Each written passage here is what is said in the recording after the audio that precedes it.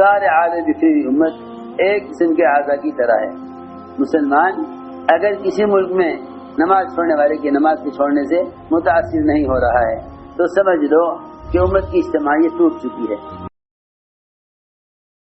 اس امت محمدیہ صلی اللہ علیہ وسلم کی جہاں بہت ساری فضیلتیں ہیں، اس میں ایک خصوصیت یہ بھی ہے کہ اس امت کی جسمانی قوت بھی کم اور اس امت کی عمریں بھی کم۔ پچھلی امت کی عمریں زیادہ ہوتی، اس امت کی عمر بھی کم اور جسمانی قوت بھی پچھلی قوموں سے بہت کم ہے۔ حضور اکرم صلی اللہ علیہ وسلم کو اس کا فکر تھا کہ میری امت کی عمریں پچھلی امتوں کے مقابلے میں کم ہیں، 60-70 کے درمیان میری امت کی عمریں بتا دی گئی مجھے۔ اب میری امت اعمال میں دوسری امتوں سے آگے کیسے بڑھے گی؟ وہ 500-500 سال، 400-400 سال، 300-300 سال عمل کریں اور میرا امتی 60-70 سال کے درمیان کی عمر تک عمل کرے تو میری امت اعمال میں آگے کیسے بڑھے گی؟ تو اللہ رب العزت نے ایسے اعمال اس امت کو عطا فرما دیے کہ یہ اپنے کم وقت میں زیادہ عمل کا اجر کما سکتے ہیں۔ اس لیے جو فضائل اور اجور اس امت کو دیے گئے ہیں اعمال کے، وہ پچھلی امتوں کو نہیں دیے گئے۔ لیکن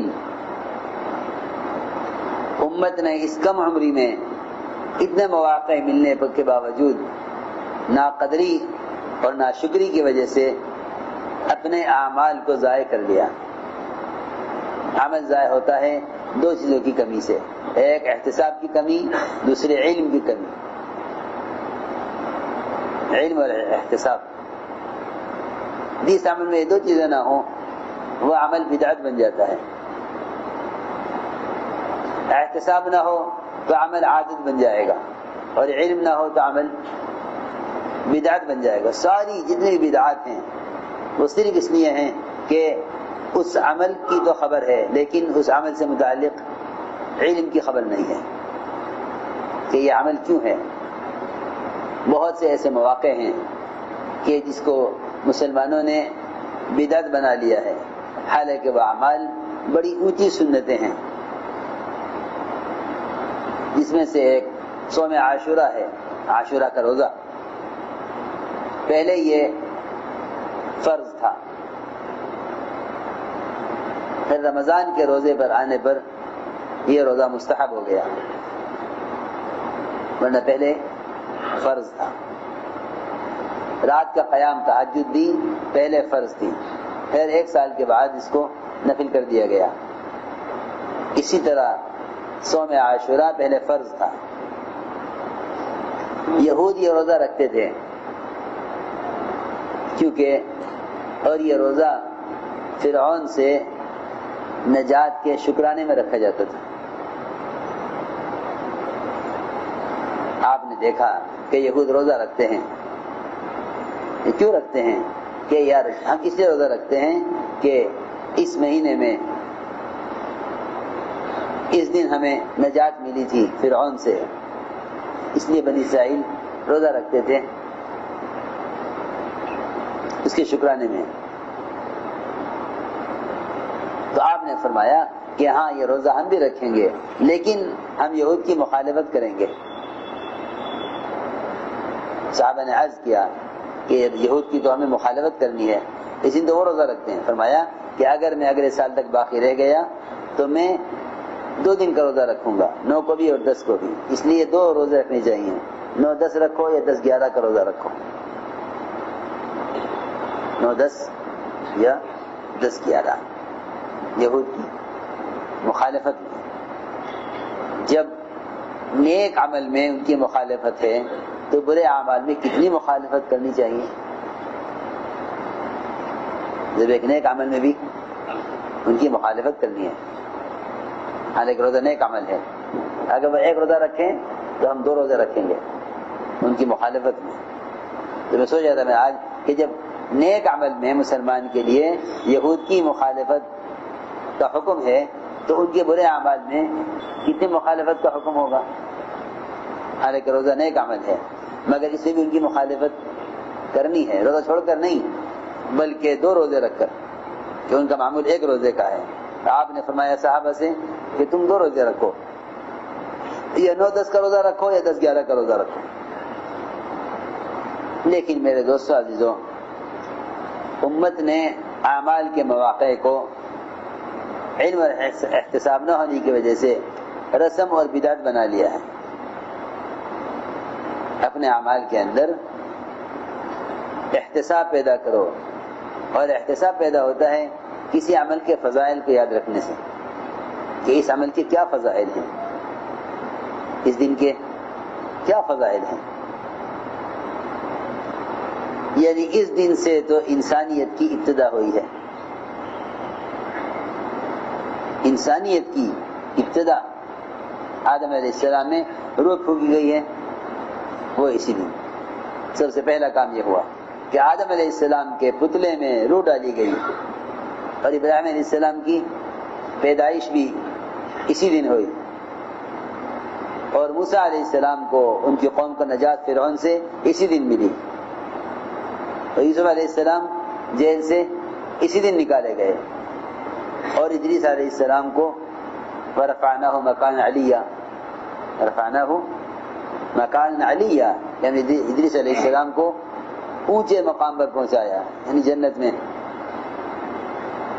سورج کی تپش کو کم کرایا تھا دعا کرا کے کہ فرشتہ جو سورج پر مسلط متعین ہے وہ اس کی گرمی کو کیسے برداشت کرتا ہوگا جب اتنی دور رہنے والے انسان اس کی گرمی سے پریشان ہیں۔ اللہ سے دعا کی کہ اللہ اس فرشتہ جو تو نے سورج سے متعین کیا ہوا ہے اس سے گرمی کو کم کر دے۔ اس دن فرشتے نے محسوس کیا کہ آج مجھے سورج کی گرمی تپش کم محسوس ہو رہی ہے۔ اللہ سے پوچھا، اللہ نے فرمایا کہ ہاں ہمارا ایک بندہ ہے جسے تیرے لیے یہ دعا کی، ہم نے اس کی دعا پر تیرے لیے سورج کی گرمی کو کم کر دیا۔ کون بندہ ہے وہ؟ کہ وہ ادریس ہے کہ اللہ جب اس نے میرے لیے یہ کیا ہے تو کیا میں اس کی ملاقات نہ کروں؟ کہ ہاں ضرور مل گیا ہو۔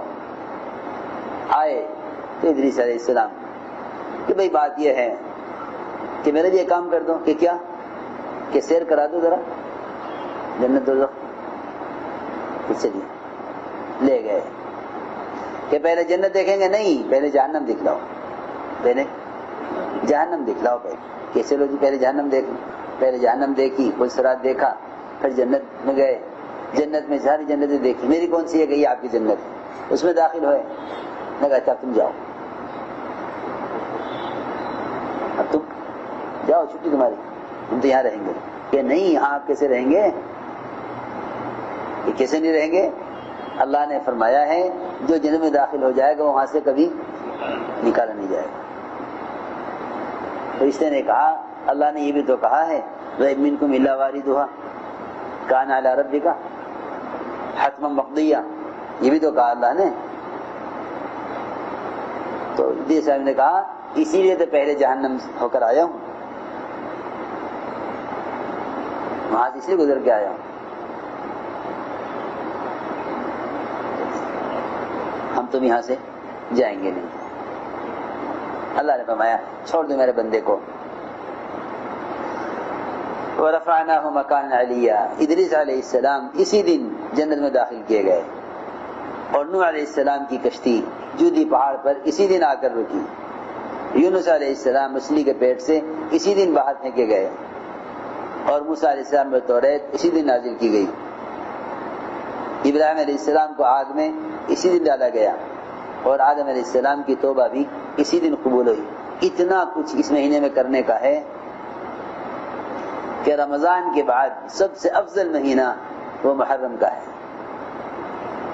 کیونکہ اللہ کا مہینہ ہے، شہر اللہ، اس مہینے کے ساتھ اللہ کی نسبت ہے، شہر اللہ المحرم، بہت بہت نیکی کمانے کا مہینہ ہے، مگر جہالت نے اور بدعتوں نے اور پچھلے کو دیکھ کر عمل کرنے والوں کے عمل نے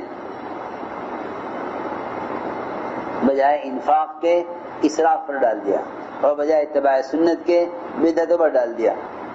یعقوب علیہ السلام کی بینائی بھی اسی دن واپس ہوئی۔ یعقوب علیہ السلام کی بینائی چلی گئی تھی۔ یوسف علیہ السلام کا کنویں سے بھی نکالا جانا اسی دن ہوا، اور ایوب علیہ السلام کو شفا بھی اسی دن ہوئی۔ داؤد علیہ السلام کی توبہ بھی اسی دن قبول ہوئی، اور سلیمان علیہ السلام کو سلطنت دی کیا جو کچھ لینا ہے مہینے میں لے لو، جو کچھ لینا ہے اس مہینے میں لے لو، اس دن لے لو۔ قیامت کے دن کا قائم ہونا بھی یہ اسی مہینے میں ہے، قیامت اسی مہینے میں قائم ہوگی۔ حضرت عمر کی شہادت بھی اسی مہینے میں ہوئی ہے، اسی دن ہوئی ہے۔ بہرحال بہت سی چیزیں ہیں جو اس مہینے میں خاص طور پر پیش آئی ہیں، تو اہتمام کریں ساتھی روزہ رکھنے کا۔ ہاں لیکن اللہ کے راستے کی نقل و حرکت میں کمی نہ آنے دیں۔ صحابہ کرام اللہ کے راستے کی نقل و حرکت میں تاخیر نہیں کرتے تھے، اگرچہ ان کو خروج کی وجہ سے رمضان کے روزے بھی چھوڑنے پڑے جو فرض ہیں۔ ایسا نہ کرے کوئی کہ چلو جماعت میں نہ جا کے روزہ رکھ کے یہاں قیام کر لوں، ایسا نہ کریں۔ اگر ہمت ہو تو روزے کو اور خروج کو جمع کر لیں، ہمت نہ ہو تو خروج کو مقدم رکھیں، روزہ کھول لیں۔ فرماتے ہیں ابو قتادہ رضی اللہ تعالی عنہ، تو حضور اکرم صلی اللہ علیہ وسلم سے پوچھا گیا عاشورہ کے دن کے روزے کے بارے میں، فرمایا 1 سال کے گناہ معاف کرا دیتا ہے روزہ، 1 سال کے گناہ۔ ایک روایت ابن عباس فرماتے ہیں رضی اللہ عنہما کہ فرمایا حضور اکرم صلی اللہ علیہ وسلم نے، بلکہ حضور اکرم صلی اللہ علیہ وسلم نے روزہ رکھا عاشورہ کے دن کا، بلکہ حکم فرمایا اس دن کے روزے کا۔ فرماتی ہیں عائشہ رضی اللہ تعالی عنہ، ایک روایت میں ہے، فرماتی ابن عباس رضی اللہ تعالی عنہ کہ سوال کیا گیا، ان سے پوچھا گیا عاشورہ کے دن کے بارے میں، تو فرمایا کہ میں نہیں جانتا کہ حضور اکرم صلی اللہ علیہ وسلم نے روزہ اس دن کے روزے کو علاوہ کسی اور دن کو فضیلت دی ہو اس پر سوائے رمضان کے، کہ رمضان کے علاوہ کسی اور دن کے روزے کو، محرم کے روزے پر فضیلت دی ہو۔ ایک روایت میں ہے کہ فرمایا حضور اکرم صلی اللہ علیہ وسلم نے کہ کوئی دن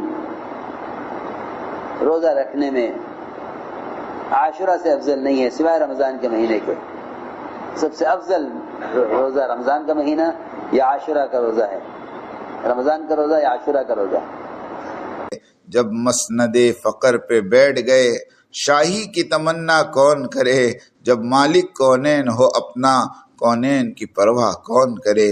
اللہ ان حقیر کوششوں کو قبول فرمائیں اور انسانیت کی عمومی ہدایت کے فیصلے فرمائیں۔ آمین آمین آمین، وآخر دعوانا ان الحمدللہ رب العالمین۔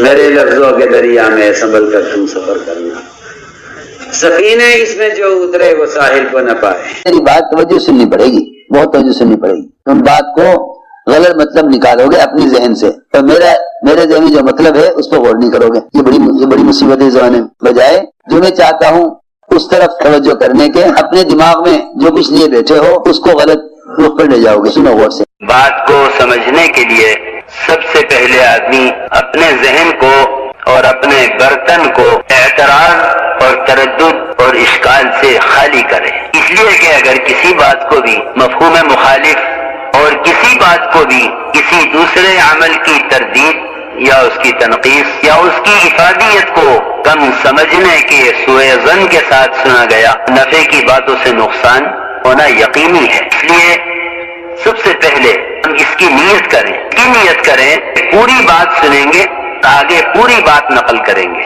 آدھی سننا یہ بھی دین دعوت کے لیے ناقص، اور آدھی بات کا نقل کرنا یہ تو بڑے فساد کا ذریعہ ہے۔ اس لیے بہت توجہ کے ساتھ بات سننی ہے۔